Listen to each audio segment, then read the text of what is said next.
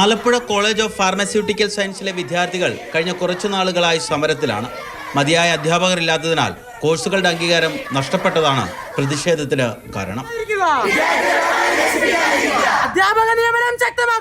Pharmacy പ്രാക്ടീസർ പോസ്റ്റിൽ teachers ഇല്ലാത്ത കാരണം കൊണ്ട് KHSന്റെ അഫിലിയേഷനൊക്കെ റിന്യൂ ചെയ്ത് കിട്ടിയിട്ടില്ല. ഇവിടെ 21 ടീച്ചേഴ്സ് വേണ്ട പോസ്റ്റിൽ 18 പേരെ ഗവൺമെന്റ് അനുവദിച്ചിട്ടുള്ളൂ.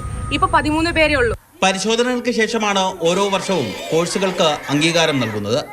21 അധ്യാപകർ വേണ്ടിയെടുത്ത് 13 പേരെ ഉണ്ടായിരുന്നുള്ളൂ.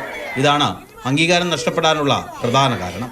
ഫൈനൽ സ്റ്റുഡൻസ്, അതായത് ഞങ്ങൾ സീനിയർ ബാച്ച് ഇപ്പോൾ ഇറങ്ങാൻ നിൽക്കുകയാണ്. പക്ഷെ അവർ എൻട്രൻസ് ക്വാളിഫൈഡ് ആണ്. പക്ഷെ അവർക്ക് ഇനി അഡ്മിഷൻ എടുക്കാൻ പറ്റും, അതുപോലെ ആശങ്കയിലാണ്. കാരണം എന്താ, ഇവിടെ അഫിലിയേഷൻ ഇല്ലാത്തൊരു കോളേജിൽ നിന്ന് പഠിച്ചിറങ്ങി കഴിഞ്ഞാൽ എങ്ങനെ PGക്ക് പഠിക്കാൻ പോകും? 200 വിദ്യാർത്ഥികളാണ് ഗവൺമെന്റ് ഫാർമസി കോളേജിൽ പഠിക്കുന്നത്. ഇവരുടെ ഭാവി ആശങ്കയിലാണ്. എന്നു മാത്രമല്ല, പുതിയതായി കുട്ടികൾക്ക് പ്രവേശനം നൽകാനുമാകില്ല. പലതവണ ബോധ്യപ്പെടുത്തിയിട്ടും ആരോഗ്യ വിദ്യാഭ്യാസ വകുപ്പ് പ്രശ്നത്തിൽ ഇടപെട്ടില്ലെന്ന് വിദ്യാർത്ഥികൾക്ക് പരാതിയുണ്ട്. മാതൃഭൂമി ന്യൂസ്, ആലപ്പുഴ.